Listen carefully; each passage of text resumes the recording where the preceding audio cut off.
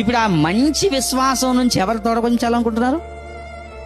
అంటే ఒక పాపాత్ముడు పని ప్రారంభించాడా?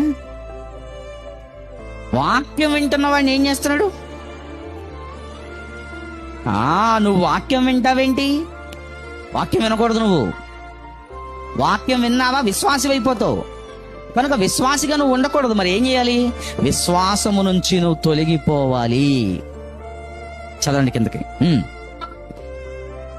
ఎలుమాన పేరుకు గారడీవాడనే అర్థము. ఇందుకు పౌలు అనబడిన సౌలు, నన్ను వింటున్నారా? పరిశుద్ధాత్మతో నిండినవాడై అతన్ని తేరి చూచి, చూడండి ఏమంటున్నాడు చూడండి. ఒక పాపాత్ముడి యొక్క బిరుదులు.